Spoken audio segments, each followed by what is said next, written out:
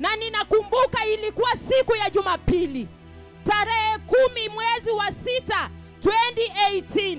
Haleluya! Na maeneo haya Uasin Gishu tulikuwa tumekusanyika pale Central Primary karibu na kanisa kubwa ya Catholic Church. Haleluya! Central Primary iko tu hapa town.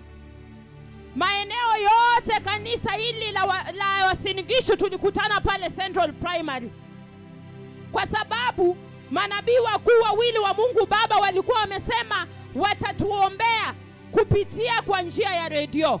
Haleluya! Na wakawa wametuagiza tukusanye wagonjwa wote, tuende kila mahali katika vijiji, katika miji, tuwatafute wagonjwa tuwalete, kwa sababu Mungu wa mbinguni alikuwa ametangaza uponyaji. Haleluya! Na kama kawaida sisi kwetu kama huduma ya toba na utakatifu tunawaamini manabii wa Jehova 100%.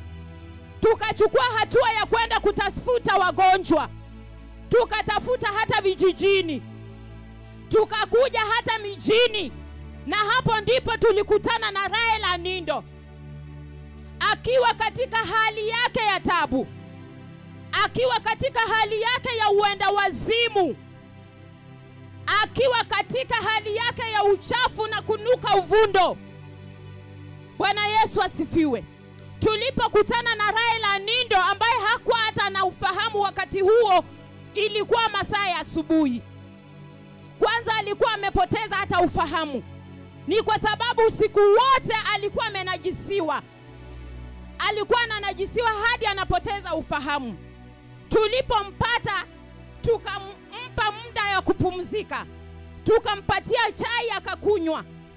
Baadaye tukamuuliza kama anaweza kuandamana pamoja nasi pale Central Primary, mahali ambapo tulikuwa tumekusanyika. Bwana Yesu asifiwe.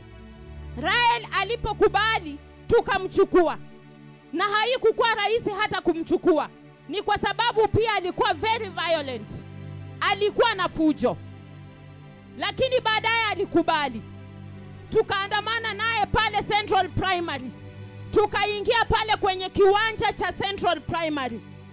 Rael Anindo akakaguliwa na ikajulikana ya kwamba Rael alimekuwa mwenda wazimu kwa zaidi ya miaka 17. Aliweza kuchunguzwa na wale madaktari wa kitaifa. Bwana Yesu asifiwe, ambao pia walikuwa pale kwenye lango la kwanza, na ikajulikana kweli huyu Rael amekuwa mwenda wazimu, na hata rekodi zake ziko kwenye mahospitali pamoja na referral. Bwana Yesu asifiwe. Alipochunguzwa akaruhusiwa pia aingie katika uwanja wa mkutano, na tukaanza kuabudu, maana mahali pale palikuwa na ibada kuu sana kama hii ambayo mmeisikia mahali hapa. Bwana Yesu asifiwe. Tukaendelea kuabudu sisi wote tukingojea kusikia kutoka kwa manabii wakuu wa Mungu Baba ambao walikuwa wanakuja kuomba kupitia kwa njia ya redio. Bwana Yesu asifiwe. Haleluya. Tulipokuwa tunaendelea kuabudu, ghafla tukasikia simu kwenye kituo cha Jesus is Lord Radio. Manabii wa Bwana wakuu wa Mungu Baba wa kutisha wakapiga simu. Haleluya. Wakati ambao sisi wote tulikuwa tunangojea, tukiwa pale na wagonjwa wetu wa kila aina, viwete, vipofu, pamoja na wenda wazimu kama Rael Anindo, na wenye virusi vya ukimwi. Bwana Yesu asifiwe. Na hiyo simu manabii wakuu wa Bwana walipopiga kwenye Jesus is Lord Radio, wakatangaza, wakaamurisha damu kuu ya Yesu Kristo kwa kila aina ya magonjwa. Haleluya. Bwana Yesu asifiwe. Wapendwa wa Eldoret, haleluya. Manabii wakuu wa Mungu Baba wakapiga simu kwenye kituo cha Jesus is Lord Radio, na wakaamurisha damu kuu ya Yesu Kristo kwa kila aina ya magonjwa. Bwana Yesu asifiwe. Baada tu ya manabii wa Bwana kutoa hiyo amri, hilo tangazo la damu ya Yesu Kristo, tulijionea maajabu. Haleluya. Hali ilianza kubadilika. Bwana Yesu asifiwe. Mara tukaona wale ambao walikuwa viwete wanarusha mikongojo yao, wanaanza kutembea. Haleluya! Wale ambao walikuwa na wheelchairs wakaacha wheelchairs, wakasimama, wakaanza kutembea. Bwana Yesu asifiwe. Wale ambao walikuwa vipofu wakaanza kuona peke yao. Haleluya! Na tulipokuwa bado tunaendelea kusherekea, tunakimbia huku na huku tunasherekea, tukakumbana tena na maajabu ingine. Yule mama ambaye alikuwa mwenda wazimu kwa zaidi ya miaka 17 katika huu mji wa Eldoret, Rael Anindo, alikuwa ameponywa, alirejeshewa ufahamu wake.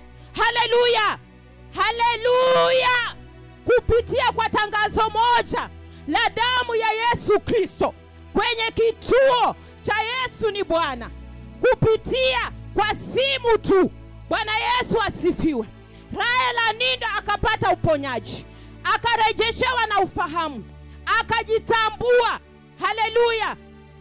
Akajifahamu ya kwamba akasema, mimi ni mchafu. Kwa nini mimi ni mchafu na nyinyi wote ni wasafi? Nataka hata mimi nioge nikuwe msafi kama nyinyi. Bwana Yesu asifiwe. Jambo lingine likatushtua.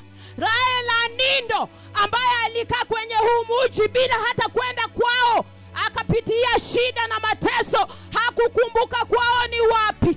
Lakini baada ya hiyo amri ya damu ya Yesu, huyu mama akajifahamu, akakumbuka kwao nyumbani, na akasema, nataka nirudi nyumbani. Haleluya! Bwana Yesu asifiwe. Hadi siku ya leo, tangia 2018 mpaka wa leo, Rael Anindo anaishi kwao. Bwana Yesu asifiwe. Anaishi nyumbani, anaishi na watu, anafanya kazi kawaida kama kila mtu ambaye ako timamu. Hajawahi kurudi tena katika huu mji ati yeye ni mwenda wazimu. Ukimuona mahali hapa amekuja kanisani, amekuja mahali hapa kushuhudia, au ameenda supermarket. Bwana Yesu asifiwe. Bwana Yesu asifiwe. Wakaaji wa Eldoret, Bwana ametutendea mambo makubwa sana, mambo ya kutisha. Haleluya! Tunashukuru sana damu ya Yesu Kristo ambaye haijalishi hali yeyote, haijalishi umeugua muda gani, haijalishi hali yako inafanana aje. Bwana Yesu asifiwe. Lakini damu ya Yesu inaweza yote. Kama vile iliweza kumtendea Anindo, sasa hivi amesimama hapa akiwa timamu, pia wewe inaweza kukutendea. Haijalishi unaugua ugonjwa gani. Wengine hata mnaugua ugonjwa wa kisiri, haujawahi mwambie mtu yeyote. Hiyo ni siri yako, umenyamazia. Lakini siku ya leo tumekuja kukuambia ya kwamba kuna nguvu na mamlaka katika damu ya Yesu Kristo. Hiyo damu inabadilisha kila hali. Haijalishi wewe ni kabila gani, haijalishi wewe unakaa aje, haijalishi kiwango chako, kimbilia damu ya Yesu. Kimbilia Yesu siku ya leo na umpatie maisha yako, na ataweza kubadilisha hali yako. Bwana Yesu asifiwe. Haleluya. Rael Anindo sasa ako timamu, anaishi na watu, anakula na watu kwenye meza. Mama ambaye hata hangeweza kukaribia kwenye hoteli, akikaribia tu katika hoteli hapa mjini anafukuzwa mbio, kwa sababu alikuwa mwenda wazimu, alikuwa ananuka. Lakini siku ya leo ndio huyu mahali hapa. Haleluya.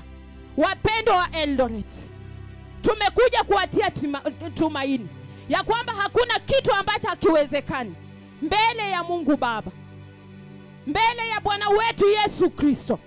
Kama vile mumeambiwa, kutakuwa na mkutano mkubwa sana. Mungu wa mbinguni ametupenda.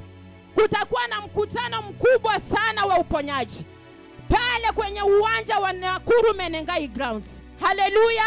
Na nyinyi wote tunawakaribisha. Haijalishi hali yako. Tumeshuhudia wenda wazimu wamepona. Tumeshuhudia manabii wakuu wa Mungu Baba wakiponya viwete, wameinua viwete, wanatembea. Wengine wenyu muko na wao ni majirani zenyu, mnawaona. Haleluya. Tumeshuhudia manabii wakuu wa Mungu Baba wameponya virusi vya ukimwi. Usiache ukimwi ukumalize. Usiache ukimwi ikuue. Kuna uponyaji pale Nakuru. Bwana Yesu asifiwe. Na hii uponyaji ni bure bila malipo. Aninda ambaye alikuwa mtu ambaye hakukuwa na chochote, hakuwa na ndururu, hakukuwa na chochote, aliponywa bure pale Central Primary. Na ndiposa tunawaalika pia kujeni Nakuru Menengai Grounds tarehe 30 na tarehe 31. Manabii wakuu wa Mungu Baba wanaenda kuombea kila mtu ukapate uponyaji wako. Usikufe na hali yako, na usiangalie yule ambaye anakushusha moyo. Usifuate maoni ya watu. Bwana Yesu asifiwe. Uponyaji ni bure.